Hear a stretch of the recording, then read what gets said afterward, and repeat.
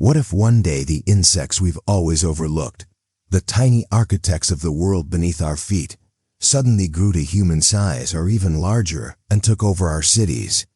Imagine waking up to streets swarmed not with people, but with colossal beetles clattering their armored shells on concrete, dragonflies weaving between skyscrapers like living helicopters, and ants tunneling with the precision of engineers through the subway systems we thought we owned.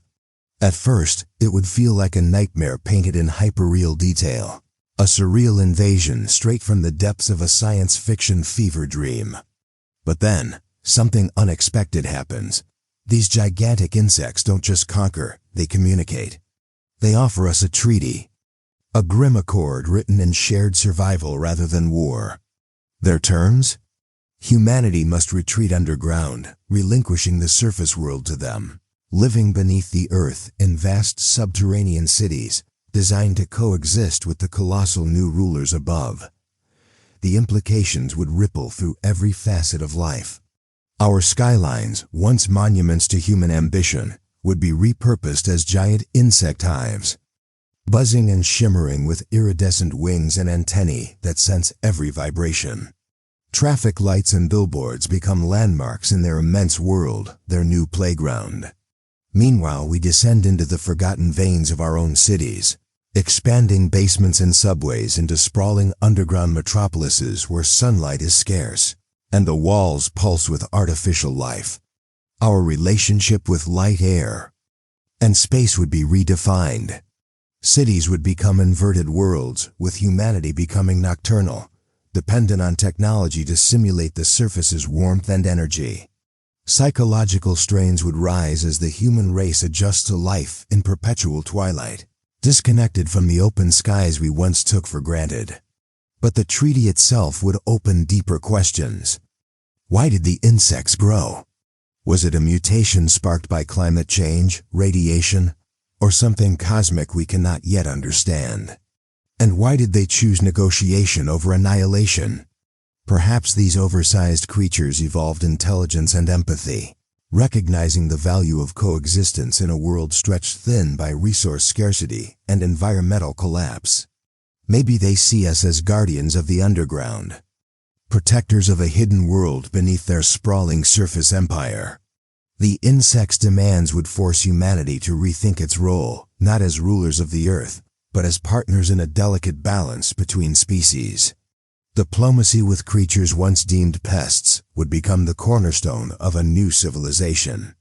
Socially and culturally, this shift would fracture societies worldwide. Some would cling desperately to old ways, organizing resistance movements determined to reclaim the surface at any cost. Others would embrace the underground life, cultivating new arts, philosophies, and traditions shaped by shadows and stone.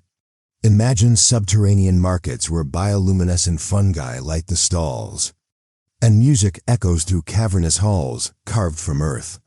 Communities might develop new senses attuned to sound, smell, and vibration skills once relegated to insects themselves, blurring the line between human and insect perception. On a global scale, economies would pivot dramatically.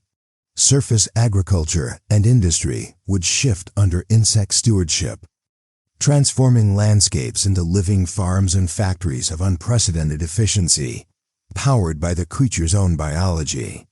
Meanwhile, underground, humans would innovate in ways unimaginable: vertical farms growing in caves, energy harvested from geothermal vents, and cities built with biomimicry inspired by the very insects now governing above. Humanity's resilience would be tested in the depths, adapting and evolving alongside their new neighbors. Emotionally, the human psyche would be stretched thin, balancing fear and fascination. The sight of a towering praying mantis surveying a city square, or a colony of ants meticulously organizing construction crews, would become both normal and uncanny. Trust would be fragile, built slowly over generations. Children might grow up hearing tales of the surface as both paradise lost and new homeland, while the insects become figures of reverence, mystery, and sometimes dread. Ultimately, This extraordinary scenario would redefine what it means to share the planet. The old dominion of humans as apex creatures would be over, replaced by a world where power is measured not by size or strength alone, but by the ability to adapt, cooperate, and survive in a transformed ecosystem.